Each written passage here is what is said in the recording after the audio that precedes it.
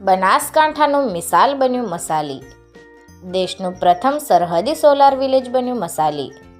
PM Suryaghar મફત વીજળી યોજના અમલી છે ત્યારે દેશમાં સૌર ઉર્જા થકી વીજ ઉત્પાદનને પ્રાધાન્ય આપવામાં આવી રહ્યું છે, જેનો ફાયદો દેશના લોકો લઈ રહ્યા છે.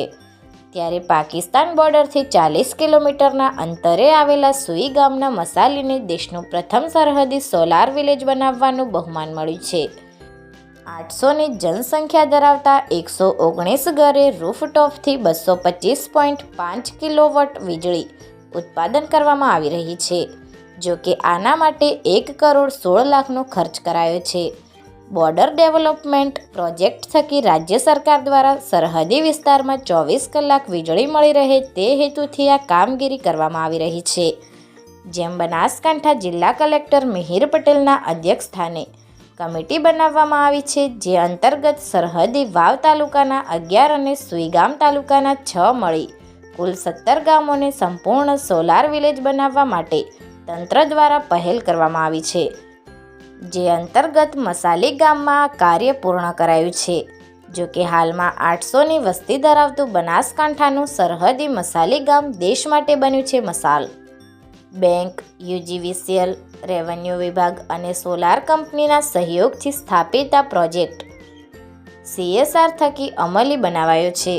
હાલમાં 119 ઘરોમાં મસાલી ખાતે દરેક ઘરોની જરૂરિયાત કરતાં વીજળી વધારે પ્રાપ્ત થાય છે.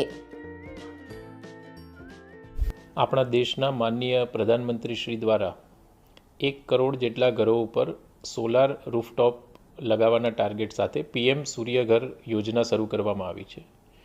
જે અંતર્ગત બનાસકાંઠા જિલ્લામાં જે રણ પાસેના સરહદી ગામોના જે વિસ્તાર છે એમને આ યોજના અંતર્ગત આવરી લેવા માટે એક પાયલોટ પ્રોજેક્ટ શરૂ કરવામાં આવ્યો હતો.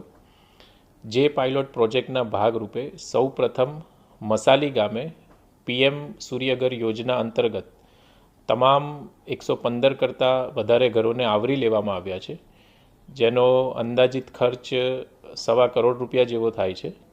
જેમાં 50% જેટલી સબસિડી મળી છે તથા બાકીનો જે ખર્ચ છે તે ક્રાઉડ ફંડિંગ અને CSR દ્વારા ભેગું કરવામાં આવ્યો છે.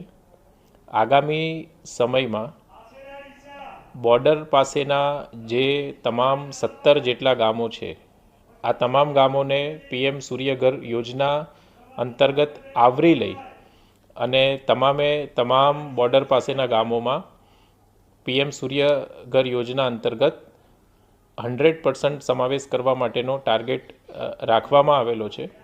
મને એ જણાવતા ખૂબ આનંદ થાય છે કે સરહદી પ્રદેશ અને બોર્ડર પાસે આવેલું બનાસકાંઠા જિલ્લાનું મસાલી ગામ એ ગુજરાતનું બીજા નંબરનું અને ભારતનું કદાચ કહી શકાય કે પ્રથમ નંબરનું બોર્ડર વિલેજ બન્યું છે કે પીએમ સૂર્યઘર યોજના અંતર્ગત જેનું 100% સોલરાઇઝેશન થયું છે. ધન્યવાદ. શું પરિસ્થિતિ હતી બધા જાણે છે. અમારા ગામને જે તમામ સોલાર ફિટ થઈ ગયા છે અત્યારે, અને જે પરિસ્થિતિ હતી અત્યારે બધાના ટોટલના ખાતામાં પૈસા જમા થશે એ બદલ ખરેખર ધન્યવાદ દેવરાય.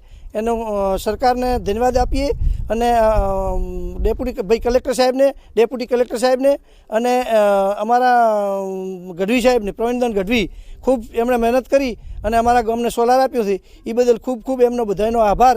અને ગામને ખૂબ તકલીફમાં હતું એને બદલે મસાલીનું કોઈ જગ્યાએ નામ નહોતું, એ જગ્યાએ આ મસાલીનું નામ તો તમામ જગ્યાએ આવશે. વહીવટીતંત્રનો પણ આભાર, ટોટલનો આભાર માનીએ. અમારા ગામમાં બોર્ડર પાકિસ્તાનની નજીક આવેલું ગામ છે. ઘણોને અહીંયા કને બહુ એવો એરિયા છે જે ડેવલપ નથી થયેલો, છતાં પણ તંત્રની સરકારની અહીંયા નજર પહોંચી, આવા નાના ગામમાં નજર પહોંચી અને આખું ગામ 119 કનેક્શન યુજીવીસીએલને જે કનેક્શન છે બધામાં સોલારથી સજ્જ કરવામાં આવ્યું છે. અને આખા ગામમાં આર્થિક સહાય પણ મળી શકે, કારણ કે જે યુનિટ વધશે એ જમા થશે એમના ખાતામાં જમા થશે એટલે એમને આર્થિક સહાય પણ મળશે. અને બીજું કે એમને નવું એક સાહસી એક કામ કર્યું છે એ બદલ સરકારશ્રી અને બનાસકાંઠા કલેક્ટર મહેર પટેલ સાહેબ શ્રી અને સોઈગામ તાલુકાના પ્રાંત અધિકારી IAS કલેક્ટર શ્રી કાર્તિકે જીવાણી સાહેબનો ખૂબ આભાર. આ ગામમાં બહુ જ સારું કામ કર્યું છે અને એમને ભગવાન બહુ જ લાંબી આયુ આપે એ બદલ આભાર સર.